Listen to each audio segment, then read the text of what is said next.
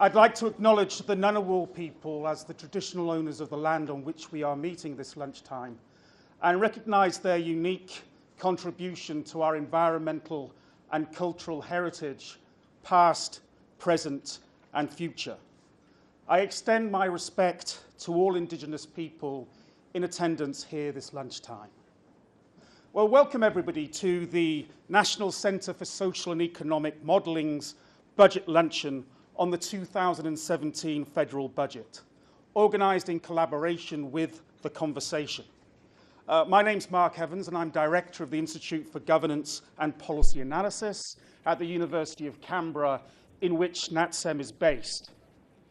Today's event forms part of the Institute's ongoing Parliamentary Triangle seminar series, which provides a neutral space in which politicians, public servants, political commentators, academics and members of the public can feel free to discuss the critical public policy problems facing Australia in an open and frank way. And it's wonderful to see such a large audience here today, suggesting that forums like this are an integral part of public policy debate here in Australia. So without any further ado, I am absolutely delighted to introduce to you our compere this lunchtime, Jane Halton. Jane, as I'm sure you're all aware, was until recently Australia's longest-serving woman departmental secretary, serving as the head of the Department of Health between January 2002 and June 2014, and the head of the Department of Finance from 2004 to 2006. Jane is both a Public Service Medalist and a recipient of the Order of Australia, and she is currently a member of the board of the ANZ Bank. We are also very proud to have her as an adjunct professor at the Institute for Governance. Ladies and gentlemen, Jane Halton.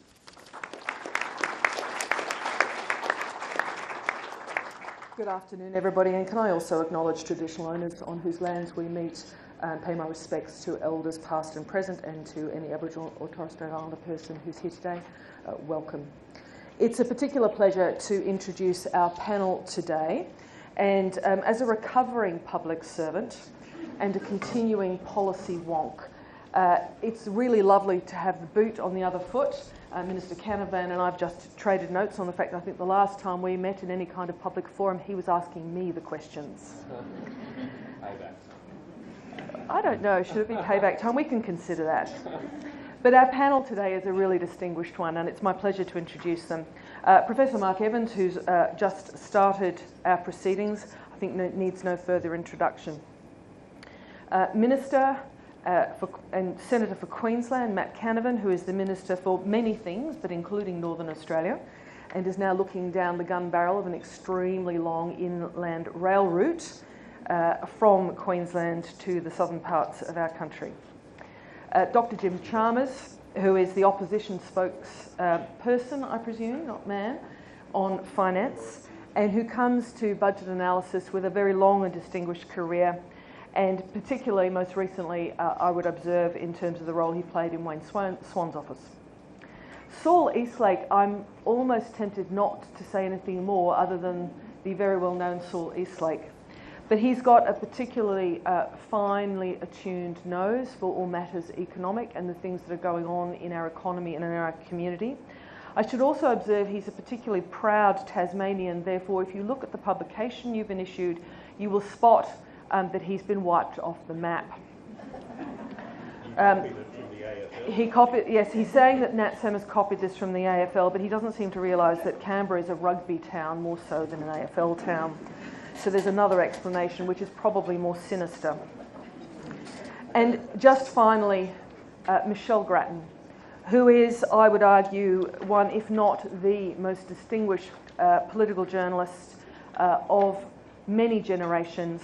She has been compulsory reading, compulsory listening for generations of public servants, politicians, their advisors, and many others who take an interest.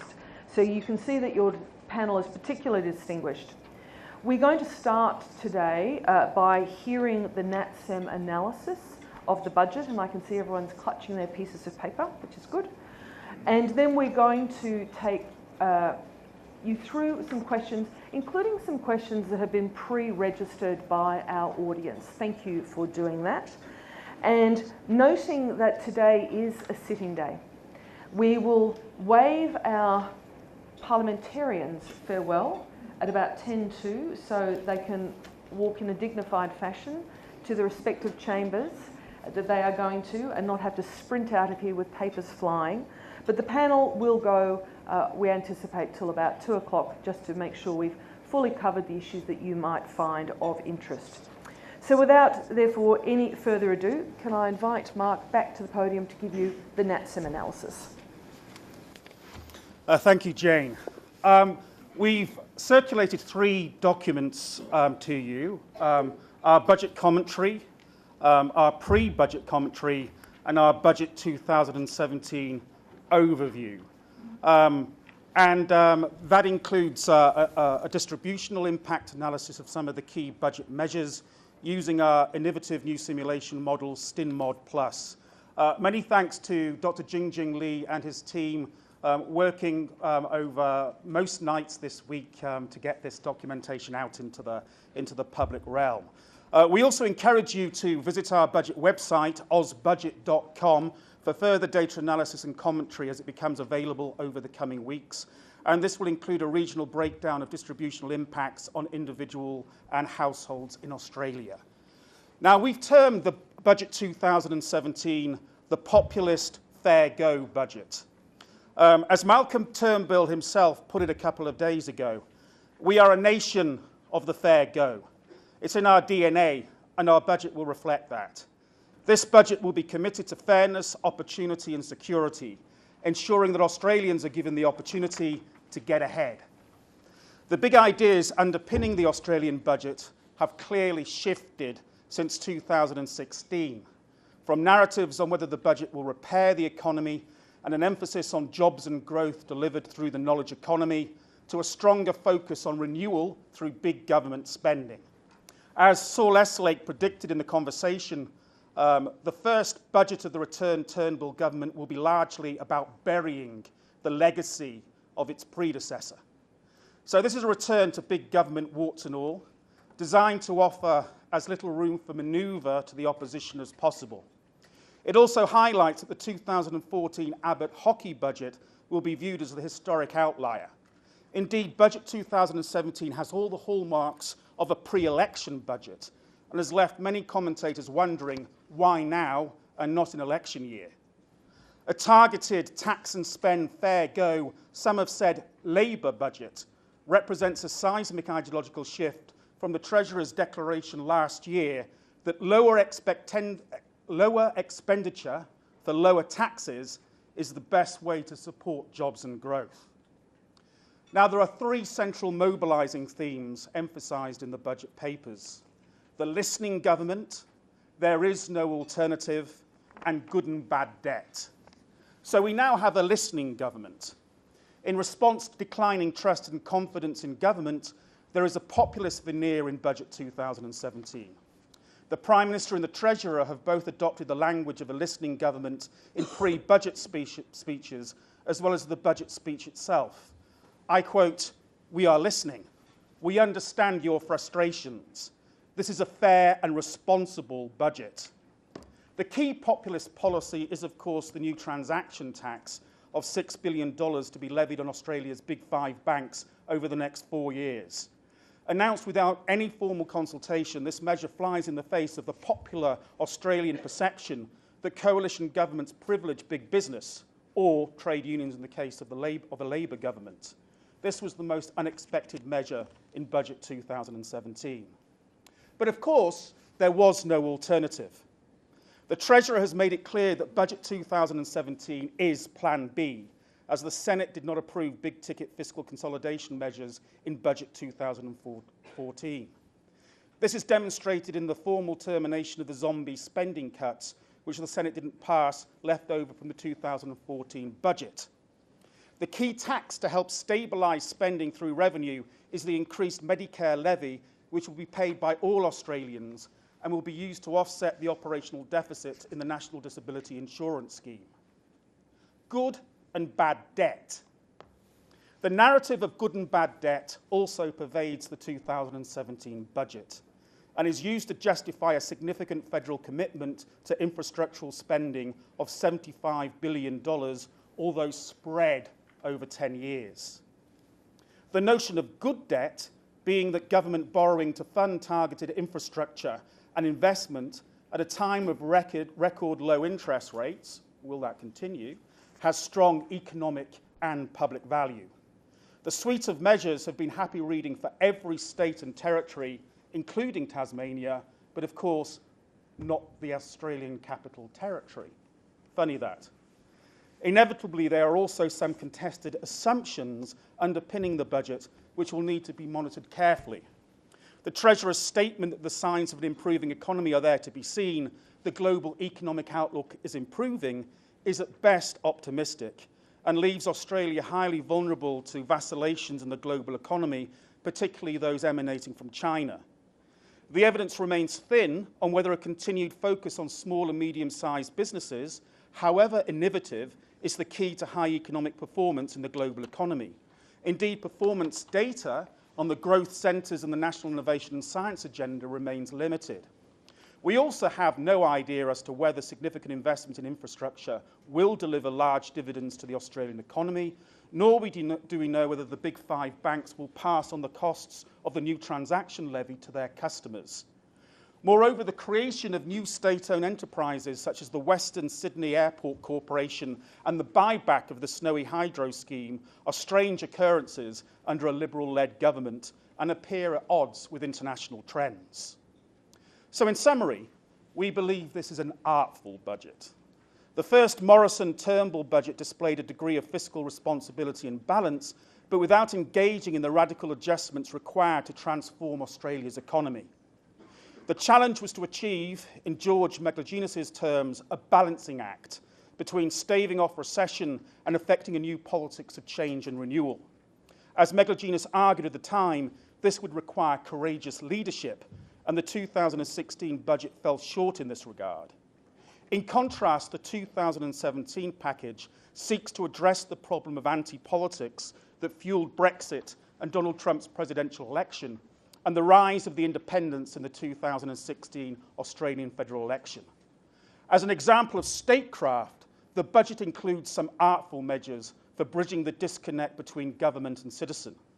The demonisation of the big five banks and senior bank executives, the full economic funding and community ownership of the NDIS via the increased Medicare levy, and the revitalisation of Australia's national state-building project through large-scale infrastructural investment. This is the stuff of courageous leadership. Although the historic investment in infrastructure and large revenue-raising taxes suggests that a commitment to depression economics, as Paul Krugman puts it, continues to lurk in the background. But of course, the government now needs to win the war of ideas with the Australian public. Thank you.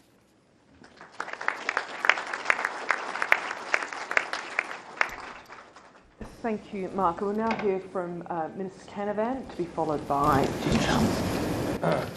Thank you, Jane. And thanks everybody for being here today, and particularly thanks to NATSEM for hosting us. Before I engaged on this crazy life of not seeing my family much and spending too much time in this town, I worked at the Productivity Commission here in Canberra, and NATSEM's work is very important. We're very lucky to have a range of excellent, in my view, statistical and analytical, economically analytical bodies that really do inform Australian public policy making, and I think we can be proud as a country of our record in that regard in the last 30-odd years and the performance it has delivered, which has been going on now 26 years of uninterrupted economic growth. The message, I suppose, I'd say to this room, many of you, probably like Jane, a policy wonk, is that when I go back to Rockhampton, where I live, and travel around Queensland, saying that we've had 26 years of uninterrupted economic growth doesn't get you a lot of smiles or pats on the back. People out there think things are pretty tough at the moment. Wage growth have been subdued, and some parts of near where I live are also experiencing the downturn from commodity prices turning down, and have unemployment rates in double digits in many towns. I suppose what I'd say though about the budget this time is we shouldn't overanalyse it, in my view.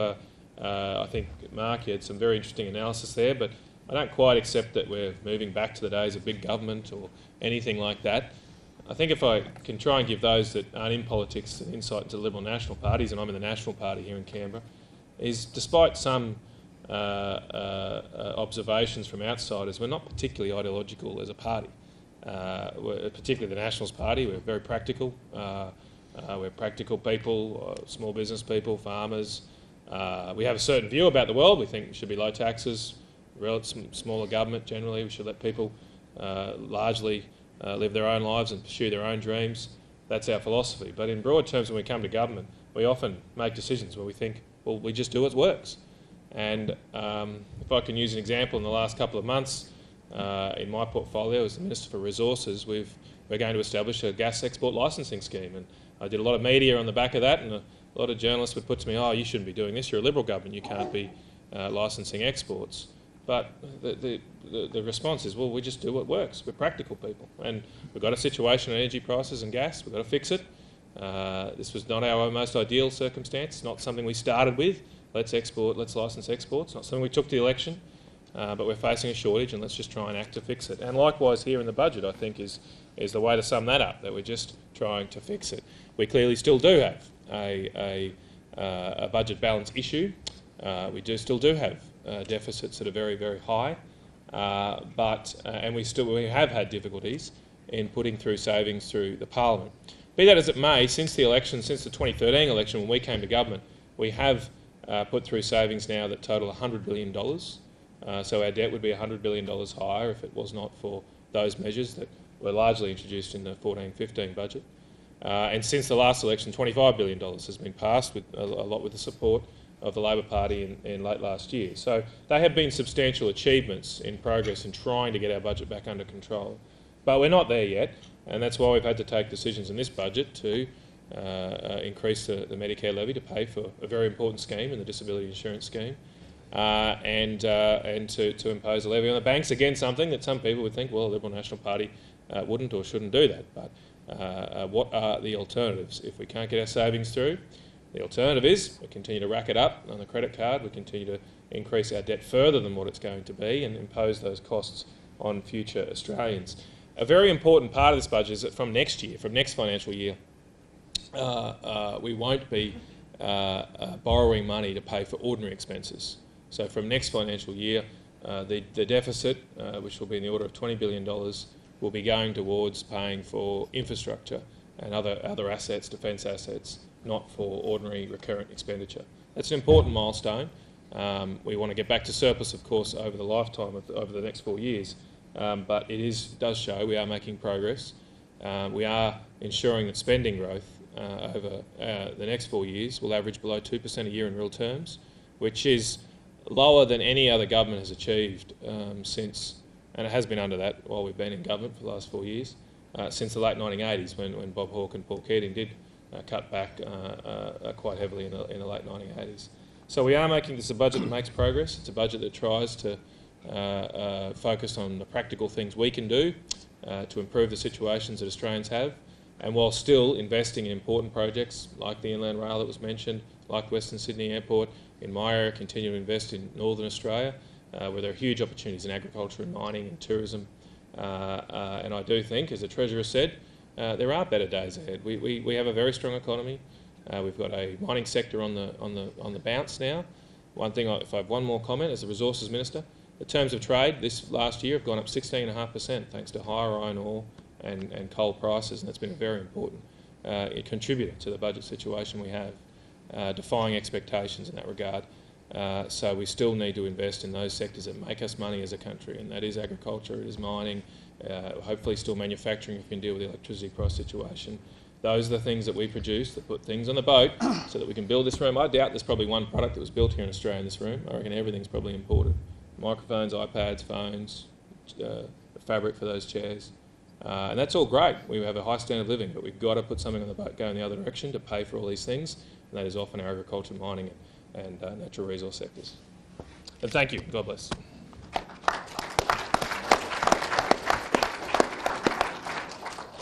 Thank you. Jim Chalmers. Thanks very much, Jane. Can I thank you for hosting today, and Mark and the Institute and NATSEM and Michelle, of course, and Saul and my mate from Queensland here, Minister Matt Canavan. We spent a bit of time on the plane together, so we're not... please don't assume that we're anyway, enemies or anything. Just because frenemies, Matt, just because we're on opposite sides of the political fence. So it is good to hear Matt's perspectives on the budget as well. This is a really important time to talk about the budget, obviously, and it's great that you're all here. When I used to be Wayne Swan's Chief of Staff during the GFC and in its aftermath, I used to always tell Wayne's troops that the battle in the budget, the battle of ideas that underpins the budget, isn't won or lost on the Tuesday night that the budget's released. The government has a whole series of advantages on that night. They've got a long lock-up, they're setting the agenda, obviously, and so for all of those reasons, the government generally does quite well out of the commentary on the Tuesday night of the budget. And the battle isn't really joined, in my opinion, till you get to sort of Thursday of budget week. You've got Bill Shorten's budget reply tonight, but really in the coming couple of weeks, the contest will settle down into its key elements, and that's when the battle for the budget is won or lost, in my view. So this is a good time to start to sketch out some of the themes now that we've had a couple of days to look at the budget. You've heard from us, you've heard from the government, you've heard from experts like Saul and Michelle and others, and so that's a good opportunity. I said something nice about Matt before, so I don't feel bad about saying something moderately unkind and saying that when you get into the numbers of the budget, when you get beyond the sort of rhetoric, you can understand why one of Matt's first points was that he didn't want to see the budget overanalysed, because when you do that, when you get beyond some of that rhetoric, and you just think about the agreed numbers in the budget numbers which are supplied by Treasury in the government's own budget figures, you do paint a very different picture than the story that you're told. And I'm conscious that in a week like this you hear lots and lots of numbers, so I just want to give you 5 quick ones from the budget. The deficit for the coming year, the year that we're getting into, 17-18, in Joe Hockey's first budget was $2.8 billion. In the budget on Tuesday night was $29.4 billion. So the deficit for the coming year is 10 times bigger under the second Morrison budget than it was in the first Hockey budget. And that gives you a sense, really, without getting too over the top partisan about it, that does give you a sense of the sort of deterioration in the budget we've had under the life of the Abbott then Turnbull governments.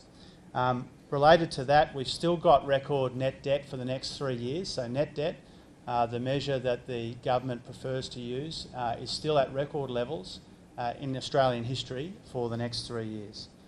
The third number is about gross debt. So gross debt will go through the $500 billion mark this financial year that we're in now for the first time in our history. That's why the debt cap has just had to be lifted from $500 billion to $600 billion. That won't be sufficient, of course, because gross debt will hit $606 billion by the end of the forwards. It's projected to reach $725 billion by the end of the 10-year period in the budget, and it doesn't peak in the life of that 10-year estimate. Again, people will have different views about debt, and the conversation about good debt versus bad debt's not necessarily a bad one, but those are the numbers that are in the government's budget. There are $21 billion worth of new taxes in the budget, $21 billion. Pretty extraordinary amount. Matt mentioned the Nationals' preference for lower taxes in his contribution. $21 billion in new taxes is a really big deal, and we can have a conversation about repairing the revenue base in this country, and to some extent that's a good thing, but that's a fact, $21 billion in new taxes. And the last one goes to the economic forecast. It's one of the reasons we don't hear a lot about jobs and growth anymore, is when you calculate from the government's own budget figures what the downgrades to employment mean in this budget. We're talking about almost 100,000 fewer jobs over the 4-year forward estimates than was expected in the last budget. So those are just some numbers to give you a sense of another perspective, really, on the budget that was released on Tuesday night. Now, in Mark's contribution, Mark's good contribution, he listed a lot of the rhetoric and a lot of the positioning that the government has been using to try and reset this conversation about the budget, and you can understand why they might want to reset it. But a lot of that rhetoric about, whether it's about the fair go, whether it's about listening, all of those sorts of things, it collides really with a couple of other realities in the budget. And the first of those, and arguably the most important, when you're talking about, it collides with the fiscal repair task, it collides with the language about the fair go, is that still built into the budget numbers there's a $50 billion tax cut for corporations, which is, if the government was truly listening, I don't think that would be part of the budget, certainly part of the fiscal problem that we have. We've also got a deficit levy, which was imposed when the deficit for the coming year was that $2.8 billion I mentioned before. The deficit for that year is now 10 times bigger, but the deficit levy is disappearing from the 30th of June this year. So our argument, the argument that Bill will make tonight, and some of you would have seen in the news already, is that we think that that deficit levy should remain while there's a deficit, especially when you consider that at the same time the government's asking people on low and middle incomes to pay more tax. The third thing, and I always read Saul very closely on this, but a lot of experts, we don't think that you can be fair to people, particularly in the housing market, but in the broader sense around taxing, if you don't deal with negative gearing. And so I think the government's unwillingness to deal with negative gearing and capital gains is a substantial hole in the budget, which cuts across their message of fairness, which also creates a bigger fiscal problem than we would otherwise have. Obviously, there are a whole range of other broader policy considerations that we're interested in. We take issue with what's happened on schools, universities, obviously, training funding. We think if only the rhetoric on infrastructure was true, but there's a lot of smoke and mirrors in that infrastructure number, especially that big $75 billion number that you hear repeated by government ministers. There's a whole range of other policy issues that I'm happy to discuss when we get into the questions. I'd encourage you to listen to Bill tonight as he gives our response. We put a lot of work into it, and I think when people hear Bill, having heard Malcolm and Scott and you having heard Matt, I think you will see that the government's political objective to make this look like something that we would present to the Australian people, I think you'll get a better sense of the differences in approach. I've mentioned a lot of those differences today, but there are others as well. But thank you again for coming and listening.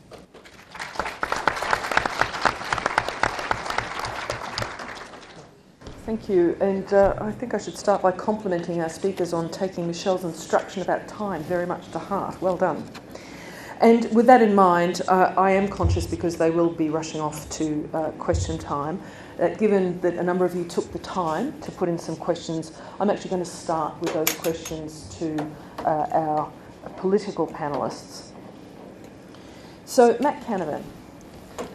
And I'll just start with a slight preface, if I might, to the person who asked this question. One commentator today did describe this budget as better economics and the best of the government's full budgets. Now, whether or not you agree with that may depend on your perspective, but that commentator went on to describe this budget as representing big government, big spending and big debt. So our questioner asks, is this government no longer concerned about the budget deficit? Thank you, Jane. Just put that on. Thank you. I suppose I hope that I agree with the statement that it's better economics. The first budget I've been a cabinet minister involved with, so I'll agree with that. But on the question about is this about big government, well, I'll go back to the figures I raised earlier.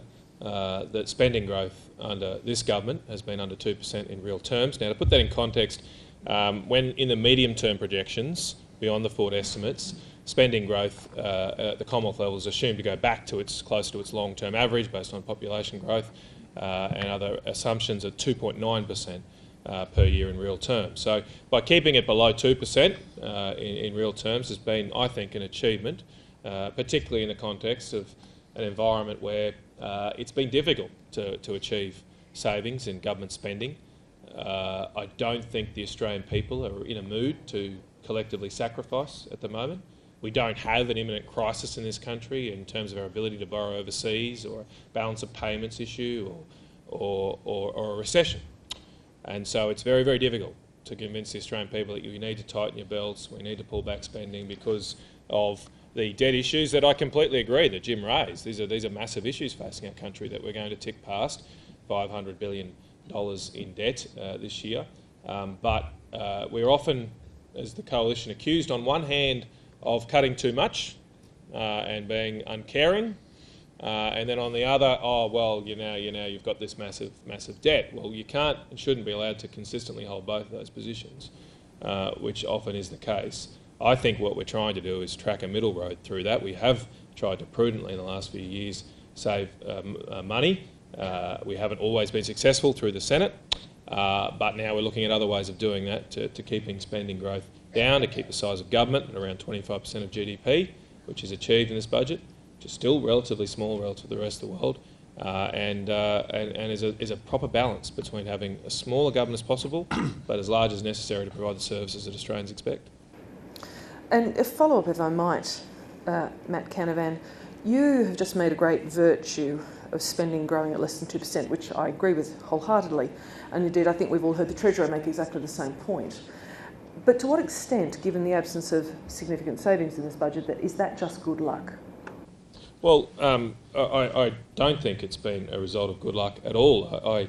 Those figures, in some years, spending growth is higher than 2%, but in the first year we came to office, real growth in spending fell by 0.3%, and that was in the 14-15 budget. So that was a difficult process for us to go through. Took a fair amount of political skin off us, probably contributed, almost certainly contributed to Tony Abbott's demise as a Prime Minister. But he took very, very difficult decisions. And if there's one thing I can say in a room of people of economic policy wonks and people that I'm sure have been across different ideas that come forward from Treasury and others over years, Tony Abbott does not deserve enough credit for the courage he showed in 14-15 to take on a lot of the ideas that have been pushed by Treasury and others for a long period of time.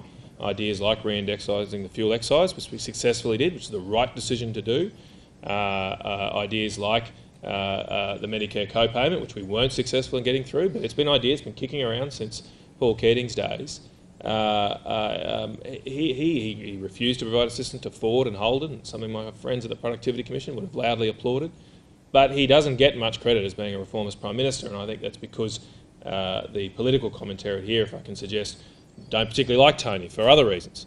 But overall, on economic reform, on economic policy, he showed a lot of courage, and it did deliver benefits for us.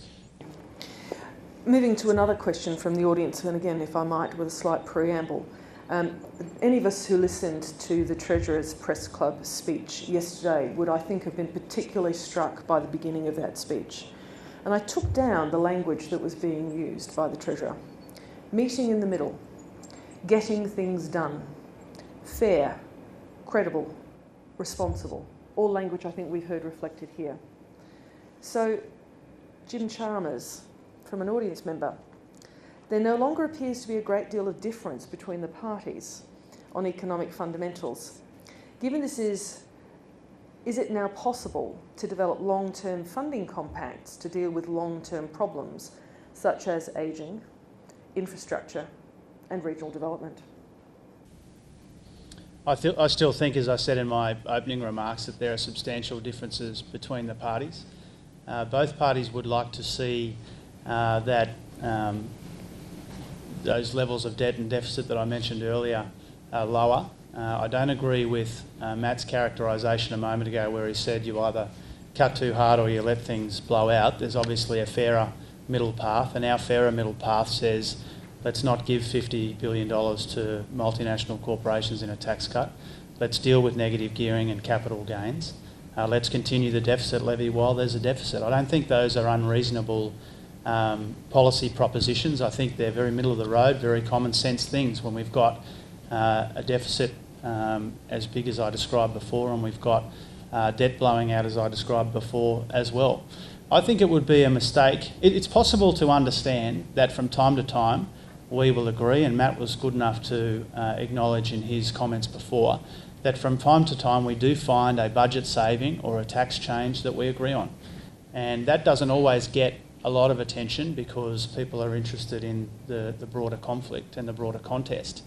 But that does happen from time to time. It's possible for that to happen and for there still to be substantial differences between the parties. I remember back in the early 2000s when I was tutoring the Introduction to Politics class at the University of Canberra as an ANU PhD student, and one of the things that one of the topics was, are the parties becoming too similar? And every day that I've been involved in politics, I've found that obviously people might come to that conclusion as they watch from their various perspectives, but there are really substantial differences. And in the budget, that's where those differences are really given a more concrete form. And I've identified some of the differences in this particular budget, not just the tax measures that I just mentioned. We wouldn't do what the government's doing on schools or unis or the broader training budget. We wouldn't leave in the budget the pension age to 70. We wouldn't leave in the budget ditching the energy supplement. There are a whole range of things. There are probably 10 or 15 quite big things, quite big differences between us in this budget. So I wouldn't agree with the questioner that the parties might be coming more and more alike. And so, Jim Chalmers, if I can put you on the spot, and I acknowledge that your leader will stand up this evening and therefore there may not be a lot you can say, but do you think it is fair to target assistance more on people who really need it? And if we look at some of the changes that have been announced in this budget, particularly, for example, in relation to childcare assistance. Of course I do, and I'm really pleased to get this question from you, Jane. I mean, one of the myths that gets pushed around this place is that somehow we have this untargeted welfare system, which is dominated by dole bludgers and all of these sorts of people ripping off the system. And of course, there are always some people who will do the wrong thing, and we should do whatever we can to make sure that the money is not going to people who aren't entitled to it. And that we want to make sure that our efforts are directed more at getting people off welfare and into work, and not just directed at getting the the latest rounds of tabloid headlines as we demonise people. That's the first point. The second point is, if you look at the expert analysis of our social security system by the OECD and others, our social security system is the best targeted on the planet. The best targeted social security system on the planet. And one of the reasons why that is so, and I would love to see this acknowledged at some point, it hasn't been acknowledged to date, is that at the same time when the global financial crisis was wreaking havoc on the Commonwealth budget, the last Labor government, that I played a very small part in, did so much to means test some of these payments. And when you look at the difference between the social security system in 2007 and the social security system in 2013, you will see that a lot of that means testing, a lot of that drawing the line between people who are entitled to receive family payments, for example, but other payments, and those who are not, there is a really substantial difference. And I'm proud of the targeting that Labor does, because the budget is not awash with cash. We do need to be conscious of the social security bill. But when we make changes to the social security system, and again, another big difference between us and our friends on the other side of the House, is that we try and go from the top down rather than from the bottom up. Thank you. Matt Canavan, some of the numbers from the budget, if I might, and just at a high level. I think when Jim Chalmers spoke, he referred to the aggregate of new taxes, which I think he quoted at 21 in round terms billion. And I think it's been widely reported that the inverted commas zombie measures, not a term I particularly like, I might add, that have been basically withdrawn now on the grounds that they had no opportunity to pass, was 13 billion. So that leaves us with somewhere in a rounding space about 8 billion worth of difference. And that's in order to stay still in terms of when the budget gets back to surplus. So if it takes 8 billion to stay still, what does that say for our prospects for next year, for the next budget? Well, thank you, Jane. I mean, a big part of that issue is funding the NDIS. It was never fully funded when it was put in place. It has, as we've developed it, as the program has gone from a Productivity Commission inquiry, which I think at the time, if I remember correctly, it was about $6 billion a year, to now being over $20 billion a year at cost, has caused massive pressures on the budget. So we have made decisions in this budget to finally fully fund that. Yes, through a tax levy. And I think I know what Jim will say, that it's going to be a tax on everyone. Well, I do think all Australians should contribute, or as many as possible should contribute to helping those of us that are much less fortunate, or those of us in the future that will be less fortunate through no fault of her own in a terrible accident. The Medicare levy is a targeted measure. It's progressive. You pay more the more you earn. It has exemptions. You don't pay it under $21,000. It is an appropriate vehicle to fund something like this, just as we do with Medicare already. And if I'll slightly respond to Jim before about this tops-down, bottoms-up issue. I don't think Australians that are on average or below average incomes, and I grew up very close to Jim, he knows, in his seat in Logan City. I grew up in an area which parents never had a lot of money. Many of my friends didn't have a lot of money. But they wanted to get ahead. They wanted to have a go. And I just think there's this false division we're creating in our society between those at the top and those at the bottom. We're all Australians. We all have the same ambitions and desires and wants. We share a lot of commonalities among those things, and we should just talk about this more often as Australians and what we're going to do to help. And on those issues in terms of welfare, I mean, in my area in Rockhampton, the biggest issue we face at the moment is ice, the biggest issue. It is an absolute scourge in our community. And I do have great fears and grave fears that our welfare system propagates a lifestyle that can rely on these types of behaviours which are destructive, which can be permanent for some people once they get onto it. And the more we can do to stop people getting into a problem is the best solution to these problems. The best solution is to stop them getting that problem. And if we can try and target and use the welfare system to do that, that'll be a great thing for our society. So I think we'll take that as also a comment on the proposal to run a trial in relation to drug testing on welfare recipients. Big supporter. And I would be remiss if I didn't give Jim Chalmers an opportunity, because I suspect he'll want to say something about that. Thanks, Jane. Let me try and be relatively brief. First, I don't accept for 1 second that the NDIS wasn't fully funded in 2013 when governments changed hands. I didn't want to let that point go uncontested. I know the effort that went into fully funding that scheme, and unfortunately one of the big lies that's told in this building is that the NDIS was not fully funded. Don't believe it. Second thing is, Matt mentioned when talking about targeted welfare and said that people on low incomes have got aspirations and ambitions. That's the point of the social safety net, to say that everyone in this country is entitled to have those sorts of ambitions and aspirations, and for some people who fall behind or who are at risk of falling behind, it's our obligation, those of us on with moderately secure jobs and higher incomes, it's our obligation to help them. So I don't see what I'm saying about targeted welfare to be in any way against people having ambition. I grew up, as Matt said, probably about 1 kilometre from Matt's house, and so I don't like being told about ambition and aspiration for people from my community. When it comes to Jane's point, or Jane's question about the drug testing for welfare, we've said we'll have a look at it. Our concern generally is this is the 9th welfare crackdown announced in this fashion. We want to make sure, as I said before, that it's about getting a good outcome and not just getting a good headline. And there are also a whole range of questions that spring from it for me, and as I said, we've got an open mind and we're looking at it. But there are a whole range of questions that people will want answered over the next few weeks. Things like, if you take social security from people who are addicted to drugs, for example, what sort of help are we giving them in terms of rehab? Where do they end up? Do they end up on the street? What does that mean for social cohesion and law and order? How are they going to do this when the Department of Human Services has about, I think it had more than 1,100 jobs cut in the budget on Tuesday night? So who's going to actually do this, and how are we going to do it? And why would we have faith in it, given what's just happened with the robo-debt debacle that they couldn't manage? What makes them think that they can all of a sudden manage a pilot like this?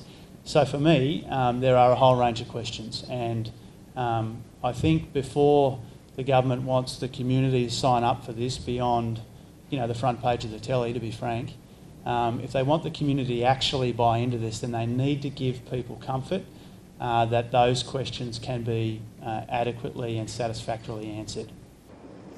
Thank you. Now, Mark, when he did his introduction, he talked about 3 themes. He talked about listening, no alternative, and good and bad debt. But I think what we've actually heard both yesterday and even today is something else as well, which I might add to Mark's list, and that is an attempt to be outcomes focused, delivering. And we've heard some difference in the language in terms of the top-down versus the bottom-up. But we've also heard, I think, from both of our political members of the panel, some language which I think is about this business of meeting in the middle and some sense of shared, if you like, with the community ambition and objective. But we've also heard a term I haven't actually heard before, Matt Canavan, which is frenemies. Oh, right. So maybe that's a Queensland term, is it? No, I don't think so. It's not my term, certainly. It's not your term. Okay, well, there you go. My education has been Americanism, sorely I think, lacking. but But anyway, in a world where we now are having frenemies, and this is, again, a question from our audience, but I'm going to put it to all of the panellists, but I think in order to be completely balanced, I'm going to give Jim Chalmers the first opportunity, followed by Matt Canavan, followed by Saul and then Michelle. So the question from the audience is, will this budget help to build citizens' trust in government, and I might add, and politics? Let me try and be objective. The reason I don't think it will is because there's such a big gap between the rhetoric and the reality. And I think people would like to believe this rhetoric that now you've quoted as well, Jane, and Mark quoted before. They would love to believe that there is some meeting in the middle, and on a limited range of issues there will be, but not overall on the whole. And I think the big gap in the rhetoric is really this, this whole fairness point.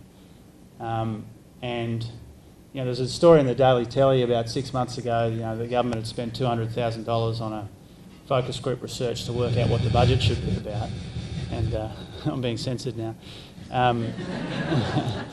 Matt's just unplugged my mic or something. And you really get this sense that all of a sudden the government's worked out that the Australian people care deeply about fairness. And I think if this budget was genuinely fair and the rhetoric matched the reality, then that would go some way to repairing people's view of this place. But I think in the absence of that, the prospects aren't good. Well, look, Jane, I'm going to agree a little with my frenemy here. I don't think one budget alone is going to rebuild trust between the Australian people and their political leaders. There's just too big a gap. It's probably, I think, the biggest issue facing our political class at the moment as a collective. We're collectively scorned. I was joking the other day, you think of professions you go into that might help you, in a bar environment, pick up a girl or something. Being a politician is not one of them, right? Like introducing yourself, hey, I'm a senator for Queensland, that's not going to help. No, my wife wouldn't like it either. But she doesn't like it either. She's a pick-up line. So that's where we're held. That's the view of us. I think it's unfortunate. I've joined politics because I think it is a higher calling. I like the battle of ideas. I enjoy the debate and disagreement. When we do disagree at times, it'd be a pretty boring place if we agreed with everything. We wouldn't need the Parliament. But over a number of years, there has been an erosion of trust, and it hasn't just happened here, of course, in Australia.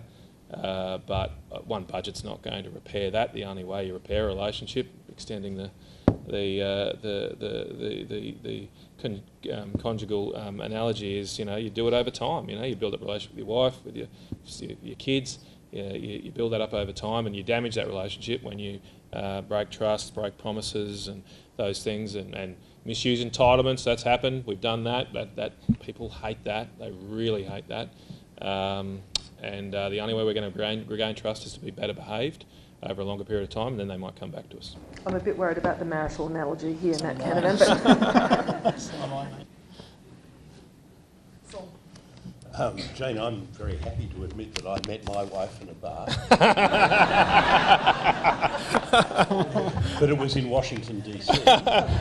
Did you say you're an economist? Yeah. How does that work? But she did guess that I was from Melbourne at the time. And just to interrupt you, can I also say at this point, our political... Thanks very much. Thank you. So can I ask you to thank them?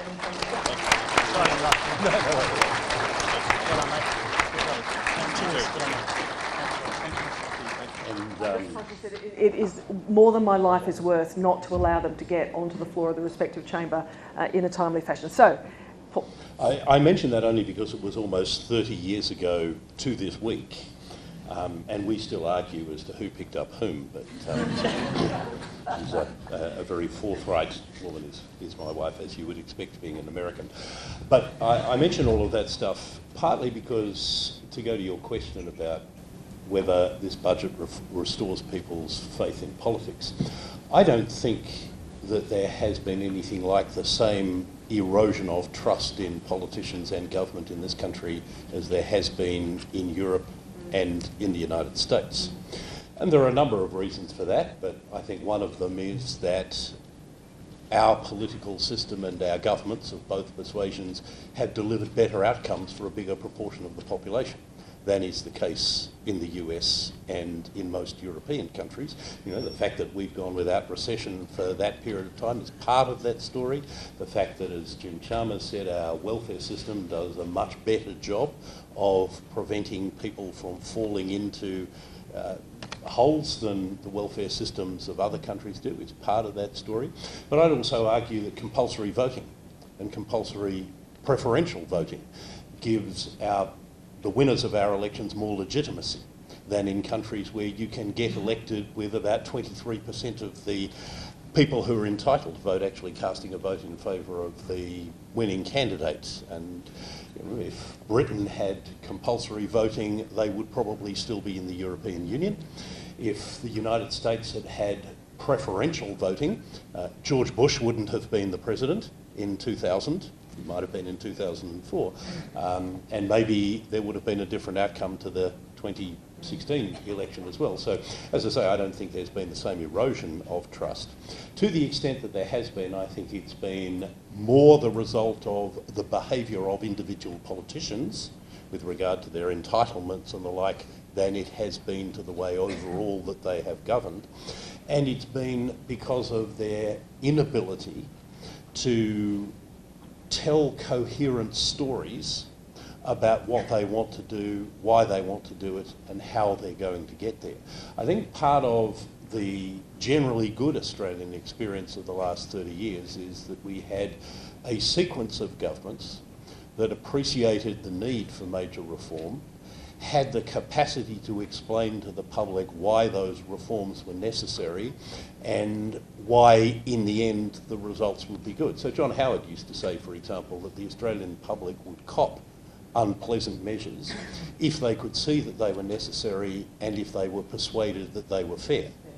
And I think maybe since before John Howard lost office, but certainly somewhere since about 2005, our politicians have, for the most part, lost the capacity to string together a coherent narrative, have lost the will to tell people things they don't want to hear, have lost the administrative ability to run major reforms, and have lost the ability to sell, both before and after they have implemented reforms. And I think they are the reasons for whatever erosion of trust there has been in the political system, as well as I say, individual bad behaviour by politicians. Whether this budget does anything to turn it around will depend in part on whether what it ultimately results in, including the infrastructure spending and the like, is actually consistent with the message that's currently being sent about what it's meant to achieve. So, to borrow an analogy, if Rome wasn't built in a day, neither is an inland rail. Michelle, can I ask you to perhaps reflect on that question, but also perhaps to reflect on the budget in toto? Can I ask you to think about, is it Labor light? Is it responsible? Is it centrist?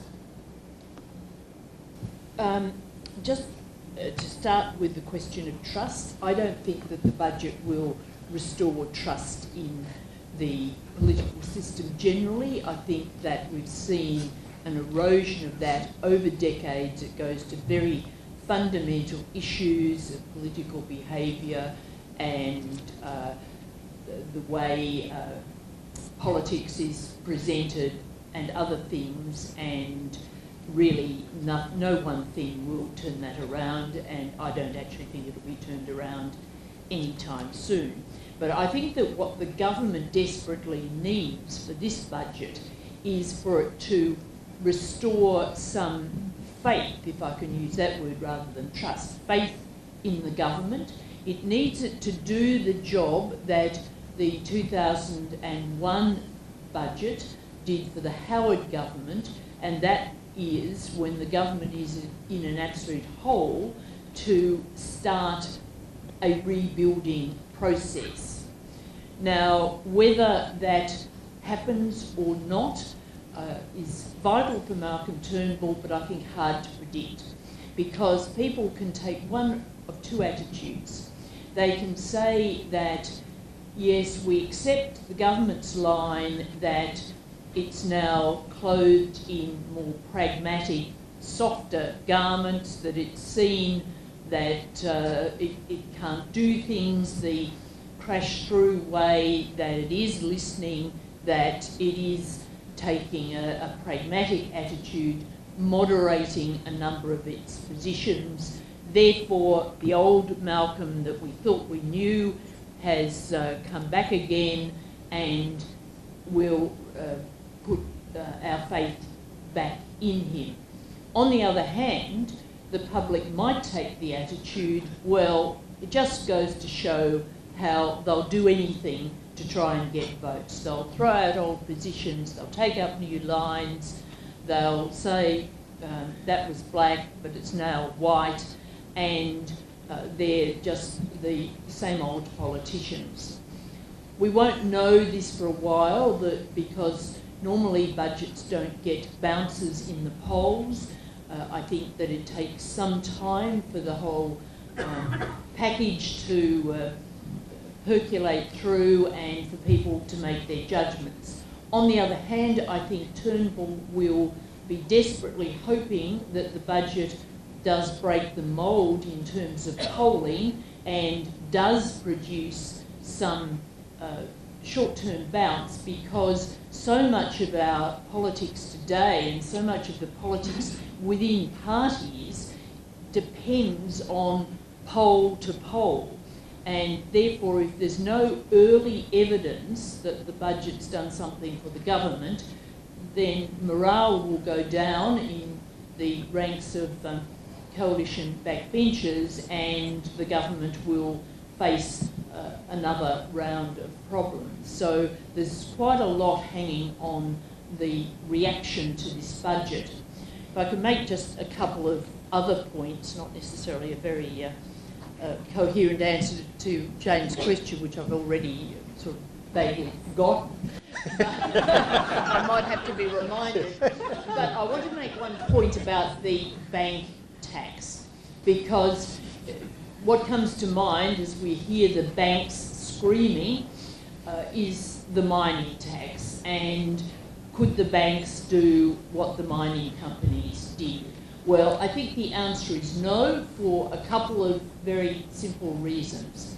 With the mining tax, you had companies that weren't corporate favourites, but nevertheless weren't totally on the nose. The banks are on the nose, and they'll not generate public sympathy. And secondly, this was, while it's got the most heat of any budget measure currently, it's quite paradoxically the one where you've got bipartisan agreement instantly. And of course, with the mining tax, you had Tony Abbott very effectively exploiting that issue. So I don't think we're going to see a repeat of that. Now, remind me of the holes that I haven't filled in. No, that's all right. And at the risk of sounding like I'm channeling Fran Kelly in the morning, we're in the run into the news, as in we have 1 minute before we have to finish.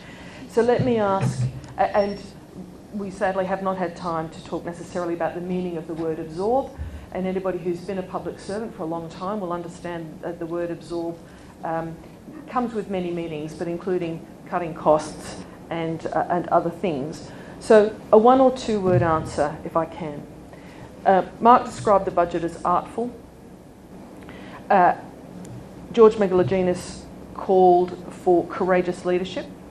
Michelle, does this, at this point, this budget deliver that? And then Saul, is the infrastructure part of this very important for our economy? But it's literally a 2 or 3 word answer. I think it's it doesn't deliver courageous leadership. I think it's a mixture of desperate circumstances and pragmatic answers to those desperate circumstances. Thank you. Saul. Fran knows me well enough not to ask for 2 or 3 word answers, but let me be as brief as I can.